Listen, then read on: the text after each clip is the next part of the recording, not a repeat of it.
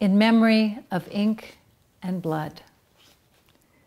When the Mongols sacked Baghdad in 1258, it was said that the Tigris River ran red one day and black another.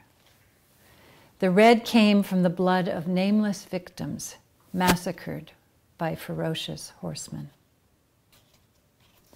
The black came from the ink of countless books from universities and libraries.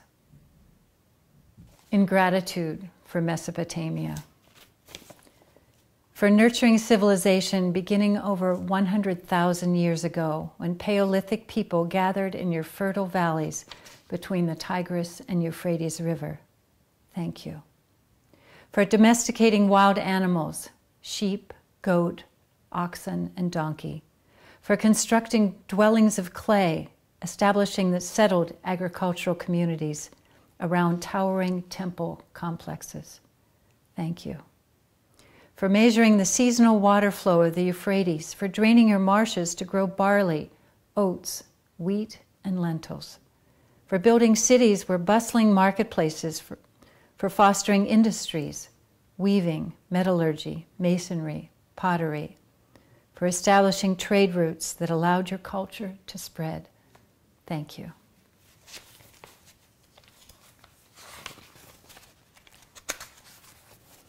For evolving theoretical and applied sciences, for birthing astrology, for finding Mars, Jupiter, Saturn, Venus, Mercury, for studying their moons, and for creating calendars based on the sun and the seasons.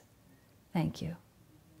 For inventing cuneiform and then the phonetic alphabet, for inventing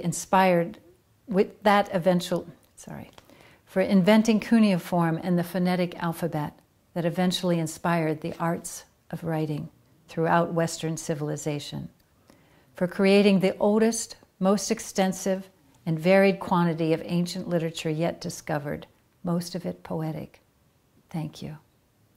For delighting in the power and beauty of words, for writing poetry that has vigor, purity, exuberance, for making poetry an essential part of daily life, freely read and sung in the home, bazaar, and palace. Thank you. For being the ancient crossroad for the exchange of ideas in a multiplicity of voices. Thank you. For the gifts bestowed on world civilization from the ancient land of Mesopotamia. Thank you. In honor of AlMutanabi Street. From ancient times, the area designated as AlMutanabi Street in Baghdad was where scribes, booksellers, and lovers of books met and shared ideas. On March 5, 2007, a car bomb exploded on AlMutanabi Street. Acrid smoke burgeoned from burning bodies and burning books. Once again, a river of blood flowed from those who were injured and dying.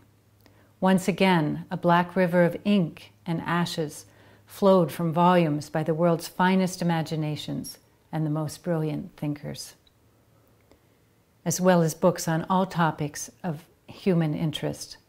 Ornate copies of the Noble Quran and Islamic treatises were destroyed, along with scientific journals, novels and collections of poetry, children's books, banned books, and those read for pleasure and diversion.